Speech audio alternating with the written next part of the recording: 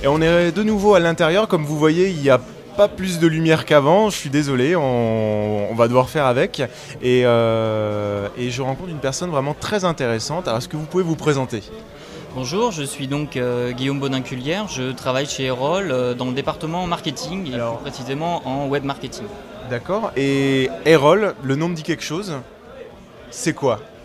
Alors, déjà c'est une bonne chose si ça vous dit quelque chose.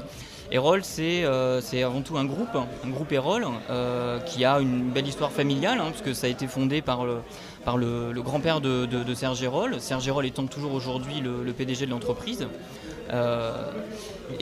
Comparé à ce que le nom peut suggérer, ce n'est pas américain, ce n'est pas anglais, c'est purement français. Purement français. Les locaux sont sur Paris, boulevard Saint-Germain, au-dessus de la librairie. Puis on a également d'autres points de vente en France, comme la librairie d'Aix-en-Provence, également sur le campus Prépa HEC. Voilà. Donc c'est librairie, grand public, ou c'est livre spécialisé ? C'est quand même plus du livre spécialisé. Donc dans la librairie Erol, vous ne trouvez pas que du livre Erol.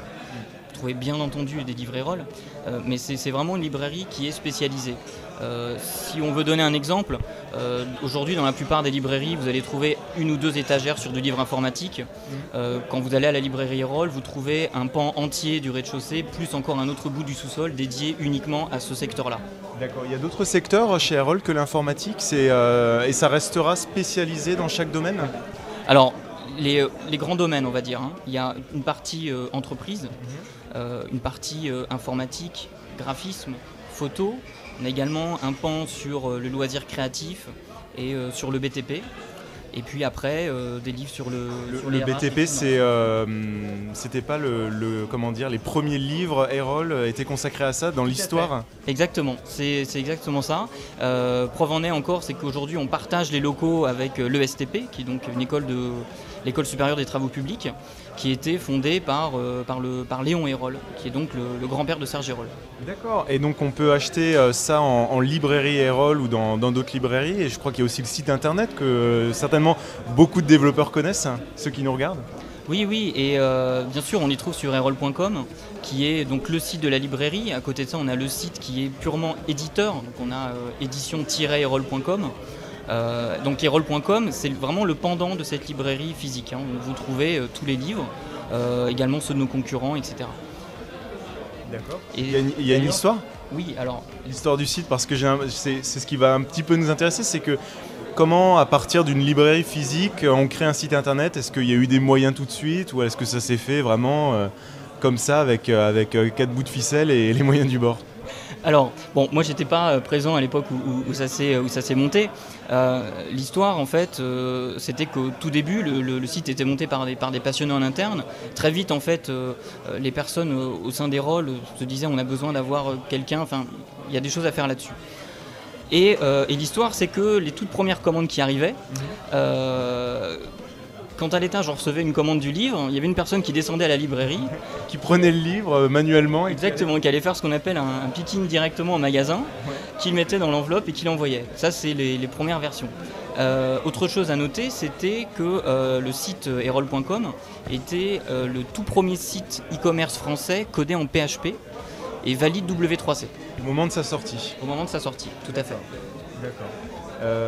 Et ma dernière question va tourner autour d'un sujet dont on parle, mais partout sur Internet, c'est l'iPad, l'iPad, plus généralement les tablettes qui vont arriver, qui vont permettre de lire du contenu numérique, multimédia à distance.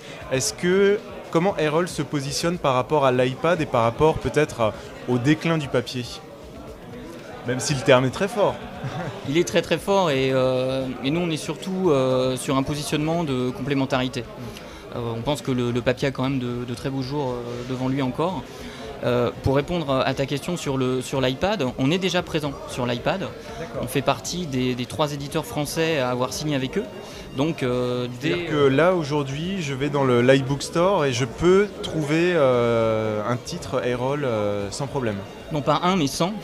On a déjà 100 titres, encore 100 qui vont arriver prochainement. D'accord. Et puis par la suite, ce sera également les nouveautés et puis ceux qui techniquement peuvent être modifiés. Parce qu'il y a des livres qui ne passeront pas sur l'iBook Store ou sur les tablettes à venir ? En soi, pour être... Quels sont les critères en fait pour justement définir, bah tiens, celui-là il ne passera pas ou celui-là il passera, si on peut en parler?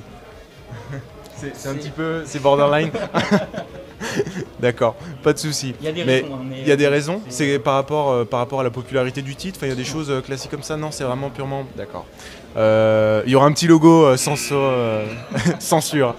Est-ce qu'on peut savoir aussi quel est le format que vous utilisez pour transférer les livres sur l'iPad? Ça, c'est une question un peu technique pour ceux à qui ça intéresse. Alors, je précise aussi qu'on n'a pas attendu l'iPad pour faire du e-book, puisqu'on a un site qui s'appelle easybook.airol.com, qui est un site qui aujourd'hui a un catalogue d'environ 1000 titres qui sont disponibles au format PDF. Certains sont également disponibles en e-book et en HTML. D'accord. Et ils sont tous disponibles sans DRM. C'est-à-dire vraiment, il n'y a pas de protection. J'ai acheté mon bouquin, je peux le transférer sur n'importe quel support. Faites ce que vous voulez, simplement bien sûr pour éviter certains problèmes. En fait, on a fait le choix de la technologie du watermarking. Donc c'est-à-dire que concrètement, vous allez sur EasyBook, vous achetez un e-book, en bas de chacune des pages figurera votre nom et votre adresse mail. Ce qui n'est absolument pas gênant, et c'est ce que fait d'ailleurs les plateformes comme iTunes. Quand j'achète un titre de chanson, il n'est pas protégé, mais à l'intérieur, il y a marqué que c'est moi qui l'ai acheté, donc il m'appartient vraiment réellement. Donc en fait, vous n'avez pas attendu l'arrivée des tablettes et tout ça, c'est un truc auquel vous croyez déjà depuis fort longtemps. Ça fait effectivement quand même quelques années qu'on est dessus. Ouais, tout à fait. Bon bah, au moins, on sait qu'il y a un éditeur en France qui y croit et qui ne va pas aller à contre-chemin. Bah écoutez, merci beaucoup. Je ne sais pas, est-ce qu'il y a un blog de la société? Alors blog non, mais on a plusieurs sites. On a le compte Twitter, Airol, et puis tout simplement, voilà. On peut retrouver donc sur Airol, il y aura tous les liens dans les notes de l'émission. Merci beaucoup et bonne continuation. Merci à vous, bonne soirée. Au revoir.